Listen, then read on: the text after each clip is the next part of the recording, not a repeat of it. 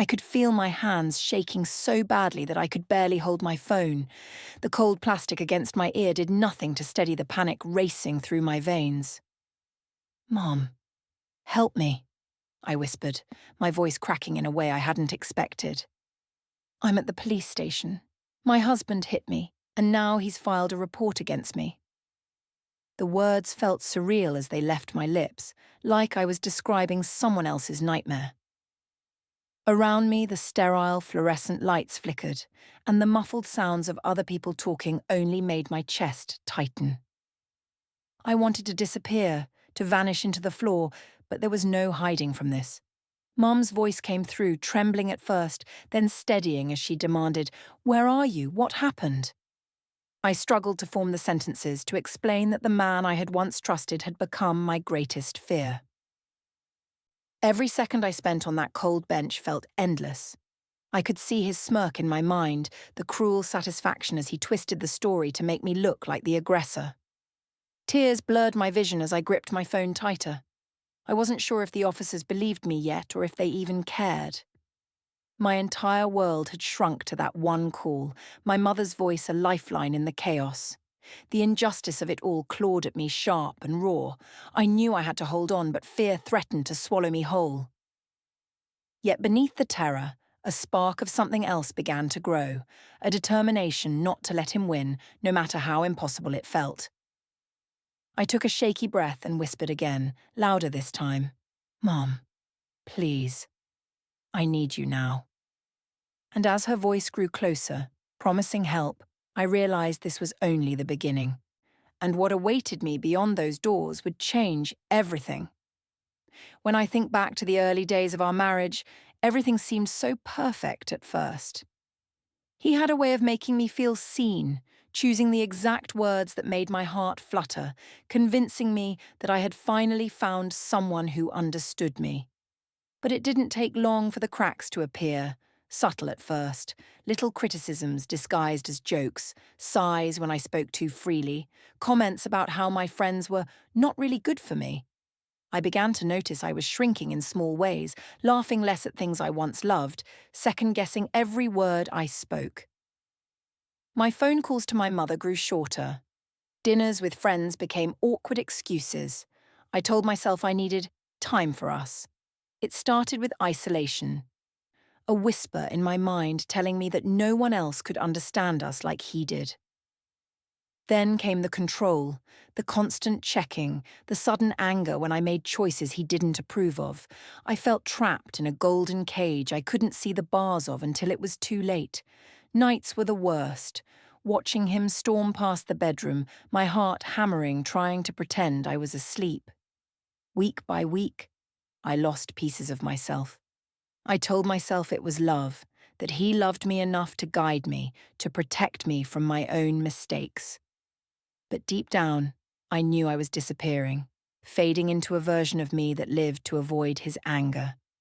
And all the while he kept smiling in public, presenting the perfect husband to everyone else, hiding the quiet tyranny that had become my everyday life.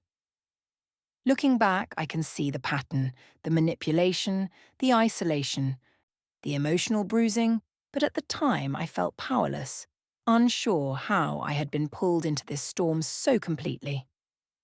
It was a slow, suffocating unraveling, one I didn't recognize until I was sitting in that police station, phone in hand, begging my mother for help. When I first heard that he had filed a report, a cold wave of disbelief washed over me. How could he turn the tables so completely? In his version, I was the one who had lashed out, the one who had caused harm, and suddenly all the evidence seemed to point at me. Or so he hoped. I called my sister hoping for support, but the hesitation in her voice was deafening. "Are you sure? Maybe he's telling the truth?" she asked, and the words cut deeper than his blows ever could. My best friend tried to reassure me, but even she sounded unsure, afraid of picking sides. At that moment, I realized how fragile my support system really was. Some family members rallied instantly, promising to stand by me, vowing to help me navigate the police station and the legal nightmare. Others remained distant, polite but cold, unwilling to risk challenging him. The divide hit me harder than the accusation itself, the realization that love and loyalty could be conditional, swayed by wealth, appearances, or fear of confrontation. It wasn't just about being believed, it was about who would choose me when it mattered most. My chest ached as I took in the stark contrast between those who jumped to protect me and those who retreated, leaving me to feel smaller, more vulnerable than ever. I hated that I could feel the tension in their eyes, the unspoken judgment, the silent weighing of status over truth. And yet, in the midst of this, a quiet determination started to stir. If some were unwilling to stand by me, I would find strength in those who did, and I would make sure the rest would see exactly who I really was. I dialed my mother's number again, hoping this time she would answer before my courage gave out completely. "Mom, it's me. I need you," I whispered, trying to steady my voice. She answered immediately, sensing the urgency, and I poured everything out. The fight, the hit, the police report. Her voice broke with worry, but she was firm. "I'm coming, and I won't let him get away with this," she said. And for a moment, relief flooded through me. Encouraged, I reached out to my siblings, hoping for more support. My older brother was calm, but distant, asking pointed questions that felt more like a cross-examination than concern. "Are you sure you didn't provoke him?" he asked, and my heart sank. Even as I tried to explain, his tone made me question myself for the first time. My younger sister, however, immediately offered to come, insisting she would not let me face this alone. Then came the surprise. My cousin, whom I had always trusted, admitted with a faint smirk that part of her had doubted me from the start, still carrying resentment over past disagreements. The mix of loyalty and betrayal hit me harder than I expected. In that whirlwind of voices, I felt every layer of my relationships stripped bare. Empathy mingled with anger, fear collided with hope, and the stakes became painfully clear. Not everyone I loved would be on my side, and some might even actively work against me. Yet hearing my mother promise protection, my sister's unwavering support, I felt a flicker of strength I hadn't known I possessed, ready to face the storm ahead with the few who truly had my back. Sitting across from the lawyer's polished desk, I felt the weight of hopelessness pressing down on me.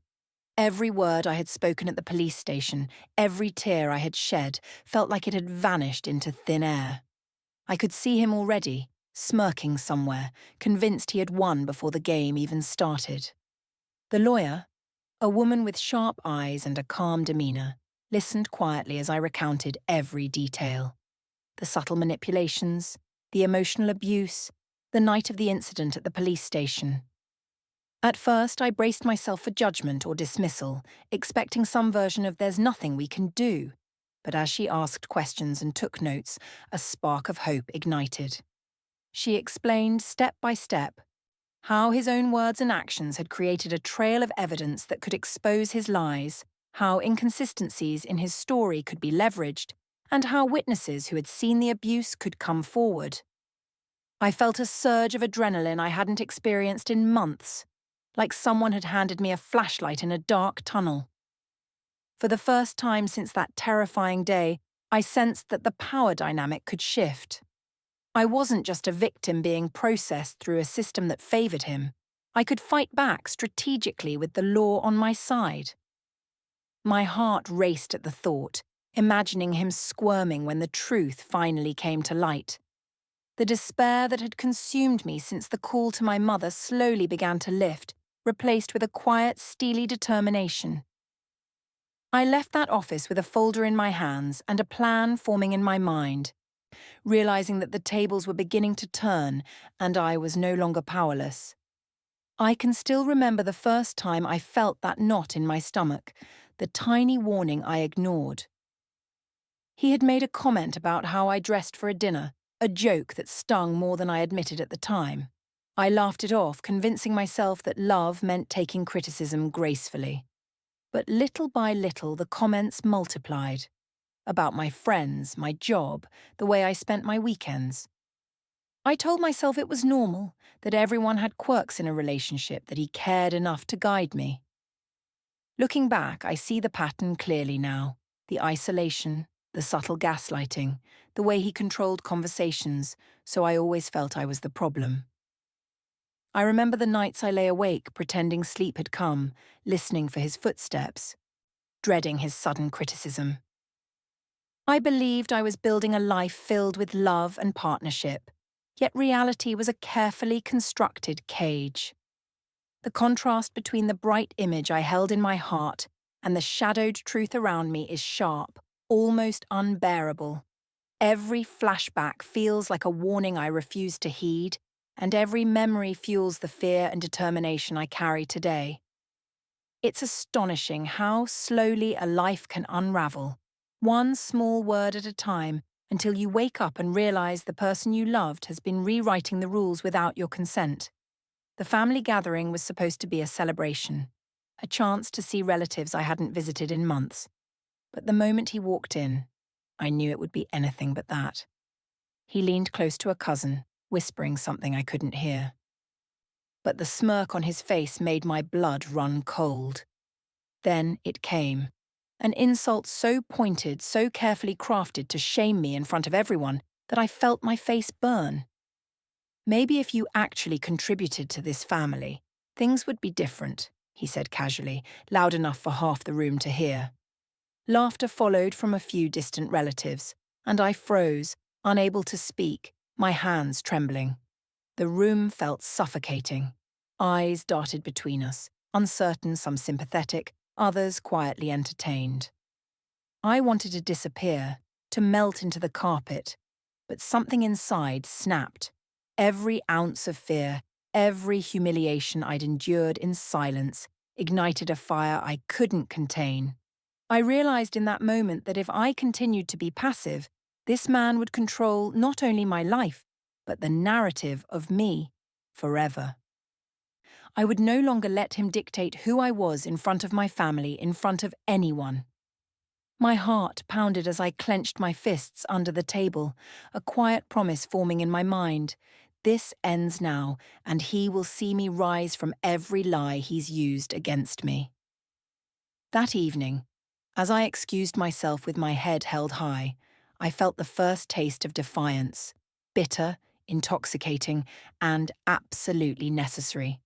Sitting at the kitchen table with my mother and sister, papers and notes scattered around us, I felt a clarity I hadn't known in months. The fear that had once paralyzed me was now tempered by purpose. We need to document everything, my lawyer had said earlier, her tone sharp but steady, and I nodded, knowing she was right. We went over every interaction, every text, every slight, mapping out a strategy that would expose him without leaving me vulnerable. My sister leaned in, whispering, "He thinks you're still the scared girl he can manipulate. He has no idea what's coming." I felt a rush of anticipation at that thought, imagining the look on his face when he realized he had underestimated me.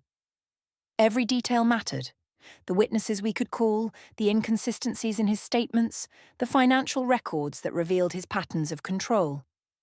My mother spoke softly but firmly, reminding me of our family's commitment to back me, no matter what. I could almost hear him in my mind, smugly confident, certain that I would crumble again, and it made my stomach twist with a mixture of anger and excitement. This wasn't just about proving him wrong. It was about reclaiming every ounce of dignity he had tried to strip from me. As we finalized our plan, the suspense tightened around me like a wire, each moment a countdown to the inevitable revelation that I would no longer be the powerless figure in his carefully curated story. I could feel the tension building, knowing that when the first move was made, everything would change and the scales of power would finally begin to tilt in my favor.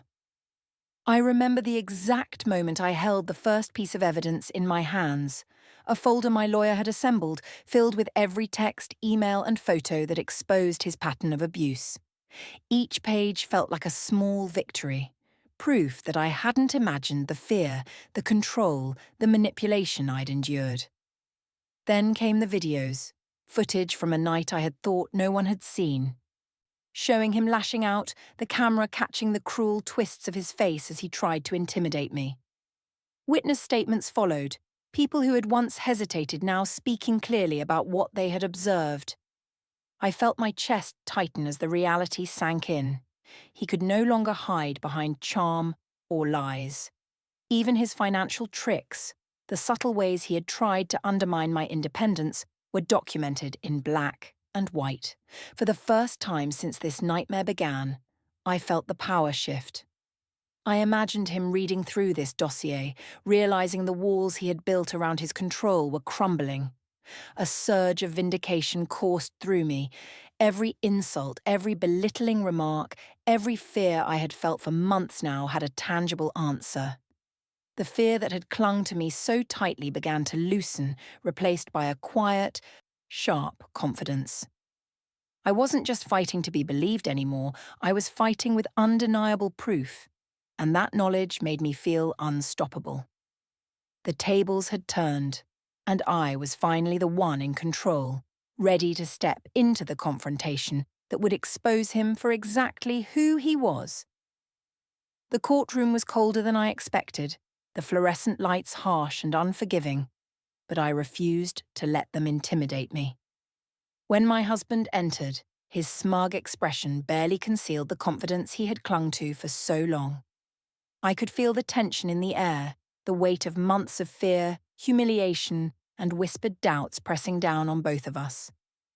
As the proceedings began, my lawyer presented the evidence meticulously. Texts, emails, videos, and witness testimonies, each piece systematically dismantling the story he had spun. I watched his face change subtly at first, then visibly, as realization dawned. He tried to interrupt, to spin the narrative back in his favor, but every claim he made was countered by irrefutable proof. My heart pounded as the room shifted around us, relatives, friends, and even strangers absorbing the truth, seeing him not as a charming husband, but as the manipulator he truly was. When the final witnesses spoke, recounting his abuse and control with unflinching clarity, a wave of vindication washed over me. I felt tears prick my eyes, not of fear, but of relief and empowerment.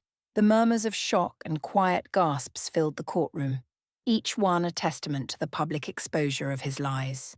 I sat up straighter, chest rising, heart steady for the first time in months, feeling the invisible chains of intimidation dissolve. The man who had tried to humiliate me, to rewrite reality, now sat powerless, his status shattered, his credibility gone. In that climactic moment, I reclaimed not only my dignity but the narrative of my life. I had been underestimated, dismissed, and attacked, but the truth had emerged, loud and undeniable. As the judge finalized the proceedings in my favor, the tension in the room broke, replaced by a profound sense of justice and closure. I left the courtroom with a strength I hadn't known I possessed, knowing that no one could ever diminish me again, and that the power balance had irrevocably shifted. He had fallen, and I had risen. After the courtroom, the adrenaline faded, leaving me in a quiet, almost hollow space. I sat alone in my apartment, the hum of the city outside a distant reminder that life continued even after such upheaval. For the first time in months, I allowed myself to breathe, to feel the weight of everything I had endured. Memories of his smiles, once comforting, now appeared in sharp relief as betrayals I could no longer ignore. I thought about the nights I had questioned myself, wondering if I had overreacted, if I had somehow caused his anger. But now clarity settled over me like a warm blanket. My mother and sister called frequently, checking in, their voices filled with pride and relief. I laughed and cried with them, sharing stories, planning small steps for rebuilding, and realizing how much stronger our bond had become through the storm. I missed the life I had imagined, the trust I had believed in, but the truth felt like freedom. I didn't need illusions anymore. I had evidence, truth, and my own strength. With every conversation, every quiet moment of reflection, I felt empowered, knowing I could exist independently, free from manipulation, and ready to embrace a future defined by my own choices. The heartbreak remained, bittersweet and sharp, but alongside it came resilience, courage, and a sense of self I had almost forgotten I possessed. The days after the trial blurred into a rhythm of small victories and quiet reclamation. I began rebuilding my life piece by piece, reclaiming spaces I had surrendered to fear for far too long. Mornings started with simple routines I had neglected, making my favourite coffee, opening the blinds to sunlight I hadn't noticed in months, allowing myself to exist without apology. I returned to hobbies I had abandoned, reconnecting with friends I had pushed away, and for the first time, I spoke freely about my experiences without flinching at judgment. The contrast between the woman who once sat trembling at a police station and the one I was becoming felt almost surreal. Every decision I made, every boundary I enforced, reinforced the empowerment that had been buried under months of manipulation. I journaled, I laughed, I cried, and I allowed myself to grieve the trust I had lost without letting it define me. My voice returned, not just in conversation, but in confidence, in presence, in the knowledge that my story mattered. Inner peace wasn't instantaneous, but it grew steadily, a quiet triumph over fear. Looking back, I realized the journey through terror and betrayal had forged a resilience I couldn't have imagined. The past haunted me, yes, but it no longer controlled me. I stood on the edge of my new life with clarity, strength, and a voice that could never again be silenced. Months after the courtroom, I received a message that made my stomach twist in disbelief. Someone had reached out anonymously, claiming they had been through a nearly identical ordeal with my husband, manipulated, gaslit, and silenced, just as I had been.